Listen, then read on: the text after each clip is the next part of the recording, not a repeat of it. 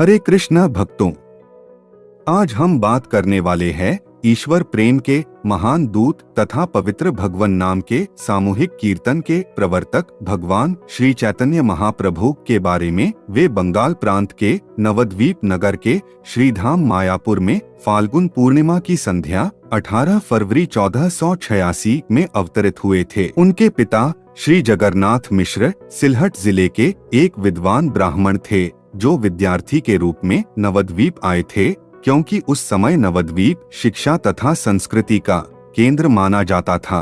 वे नवद्वीप के महान विद्वान श्री नीलांबर चक्रवर्ती की पुत्री श्रीमती शची देवी से विवाह करने के पश्चात गंगा नदी के तट पर निवास करने लगे। श्री जगन्नाथ मिश्र को उनकी पत्नी श्रीमती शची देवी से कई पुत्रियां हुई, जिनमें से अधिकांश की मृत्यु कच्ची आयु में ही हो गई। उनके 2 पुत्र बचे रहे, जिनके नाम श्री विश्वरूप तथा श्री विश्वंभर थे, जो अपने माता पिता के प्यार के पात्र बने रहे। विश्वंभर उनके 10वें तथा सबसे छोटी संतान थे, जो आगे चलकर निमाई पंडित के नाम से विख्यात हुए और संन्यास आश्रम ग्रहण करने के बाद भगवान श्री चैतन्य महाप्रभु कहलाए। भगवान श्री चैतन्य महाप्रभु ने अपने प्रथम 24 वर्षों तक विद्यार्थी तथा गृहस्थ के रूप में नवद्वीप में रहे। उनकी पहली पत्नी श्रीमती लक्ष्मी प्रिया थीं, जिनकी मृत्यु अल्प आयु में हो गई जब महाप्रभु अपने नगर से बाहर गए हुए थे। जब वे पूर्वी बंगाल से लौटकर आए तो उनकी माता ने उनसे दूसरा ब्याह करने का आग्रह किया, जिसे उन्होंने मान लिया। उनकी दूसरी पत्नी का नाम विष्णु प्रिया देवी था, जिन्हें आजीवन अपने स्वामी का वियोग सहना पड़ा, क्योंकि उन्होंने 24 वर्ष की आयु में संन्यास ग्रहण कर लिया, जब श्रीमती विष्णु प्रिया मुश्किल से 16 वर्ष की थीं। संन्यास ग्रहण करने के बाद महाप्रभु ने अपनी माता श्रीमती शची देवी के आग्रह पर जगन्नाथपुरी को अपनी कर्मभूमि बना लिया। श्री भगवान वहां पर 24 वर्षों तक रहे।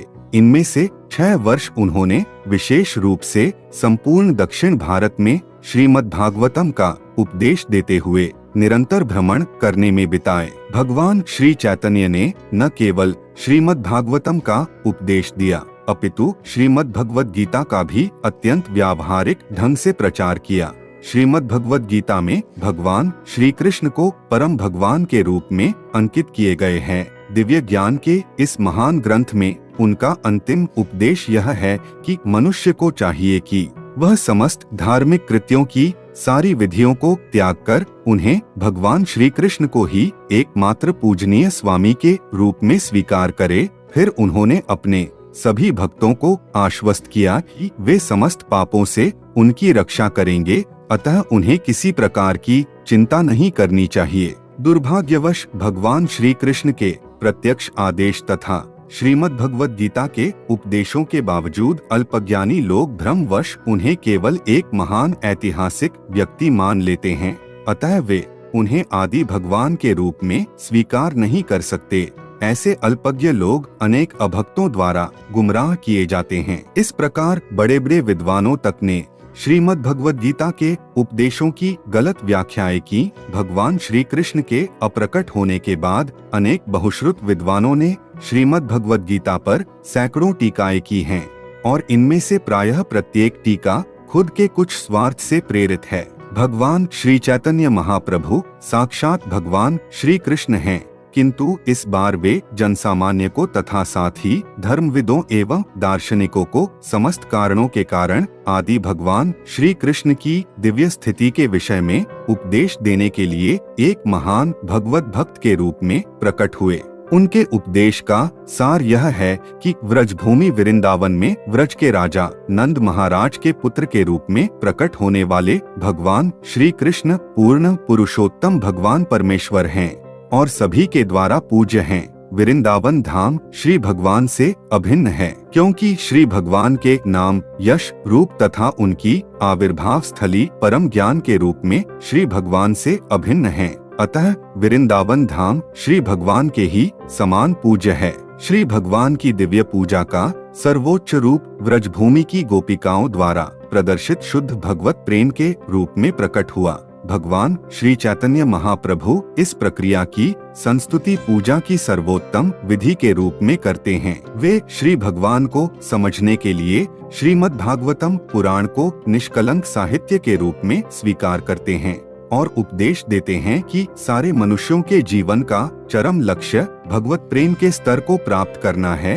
भगवान श्री चैतन्य के अनेक भक्तों ने, जैसे कि श्री वृंदावन दास ठाकुर, श्री लोचन दास ठाकुर, श्री कृष्णदास कविराज गोस्वामी, श्री कवि कर्णपुर, श्री प्रबोधानंद सरस्वती, श्री रूप गोस्वामी, श्री सनातन गोस्वामी, श्री रघुनाथ भट्ट गोस्वामी, श्री जीव गोस्वामी, श्री गोपाल भट्ट गोस्वामी, श्री रघुनाथ दास गोस्वामी ने तथा विगत 200 वर्षों में श्री विश्वनाथ चक्रवर्ती, श्री बलदेव विद्याभूषण, श्री श्यामानंद गोस्वामी, श्री नरोत्तम दास ठाकुर, श्री भक्तिविनोद ठाकुर तथा अंत में श्री भक्ति सिद्धांत सरस्वती ठाकुर तथा अन्य अनेक महान विख्यात विद्वानों तथा भक्तों ने श्री भगवान के जीवन तथा उनकी शिक्षाओं के विषय में बड़े बड़े ग्रंथ लिखे हैं। ऐसे ग्रंथ वेदों, पुराणों, उपनिषदों, रामायण, महाभारत तथा मान्य आचार्यों द्वारा स्वीकृत अन्य इतिहासों एवं प्रामाणिक साहित्य जैसे